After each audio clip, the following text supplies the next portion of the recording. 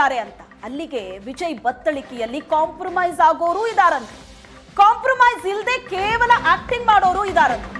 ಇವರಿಗೆ ತನ್ನ ಕತೆಯ ಆ ಪಾತ್ರಕ್ಕೆ ಯಾರು ಸೂಟ್ ಆಗ್ತಾರೆ ಅನ್ನೋದಕ್ಕಿಂತ ವಿತ್ ಕಮಿಟ್ಮೆಂಟ್ ಯಾರು ಬರ್ತಾರೆ, ವಿತೌಟ್ ಕಮಿಟ್ಮೆಂಟ್ ಯಾರು ಬರ್ತಾರೆ ಪಕ್ಕಾ ಕ್ಲಾರಿಟಿ ಇರುತ್ತೆ. ಯಾರು ಬೇಕು ಹೇಳಿ, ಡೈರೆಕ್ಟರ್ ವಿಜಯ್ ರಾಜ್ ಕೇಳಿರೋದು ಯಾರು ಬೇಕು ಹೇಳಿ ಸರ್, ನಿಮಗೆ ಕರೆಸ್ತೀವಿ.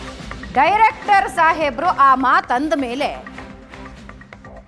ನಮ್ಮ ಈ ರಹಸ್ಯ ಕಾರ್ಯಾಚರಣೆಯ ಉದ್ದೇಶ ಇದ್ದಿದ್ದೇ ಕಾಸ್ಟಿಂಗ್ ಕೌಚ್ ದಂಧೆಯನ್ನ ಬಯಲು ಮಾಡೋದಕ್ಕೆ ನಮ್ಮ ತಂಡ ರೆಡಿಯಾಗಿತ್ತು. ಹಾಗಾಗಿ ಯಾರು ಕಾಂಪ್ರಮೈಸ್ ಆಗ್ತಾರಲ್ಲ ಅವ್ರನ್ನ ಕರೆಸಿ ಅಂತ ನಮ್ಮ ತಂಡ ಹೇಳ್ತು.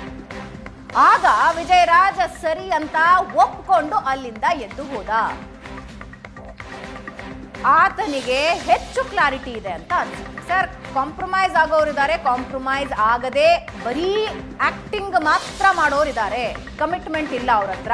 ಇಲ್ಲ, ಕಮಿಟ್ಮೆಂಟೂ ಬೇಕು ಅಂದ್ರೆ ಕಮಿಟ್ಮೆಂಟ್ ಪ್ಲಸ್ ಆಕ್ಟಿಂಗ್ ಅನ್ನೋರು ಇದ್ದಾರೆ. ನಿಮಗೆ ಯಾರು ಬೇಕು ಹೇಳಿ, ನಾನು ಅರೇಂಜ್ ಮಾಡ್ತೀನಿ ಅಂತ ಹೇಳಿದ.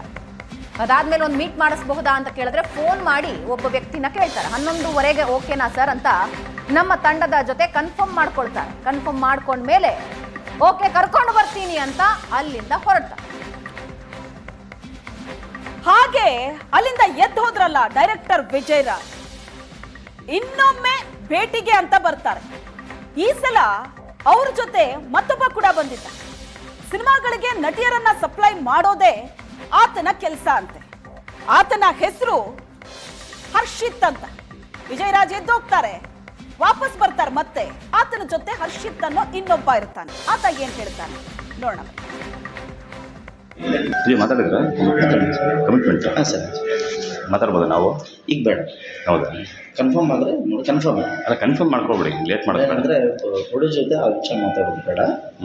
ಕನ್ಫರ್ಮ್ ಅಗ್ರಿಮೆಂಟ್ ಏನೋ ಬೇಕಾದ್ರೆ ಅವ್ರು ಏನಾದರೂ ನನ್ನ ಜೊತೆ ಮಾತಾಡಿ. ಕರೀತ ಅವನು ಬಾಬಾ ಬಂದು ರಶೀದ್ಗೆಲ್ಲ ಗೊತ್ತಾ? ಏನೋ ಸರ್, ಅವ್ನು ಹೇಳೇ ಕರ್ಕೊಂಡ್ಬಂದು ನಾನು ಆ ಥರ ಪ್ರೊಫೈಲೇ ಕರ್ಕೊಂಡ್ಬಂದು ಅಷ್ಟೇ. ಯಾಕಂದರೆ ನಾರ್ಮಲ್ ಅಂದರೆ ಗೊತ್ತಾಗುತ್ತೆ 2 ನಿಮಿಷ ಸರ್.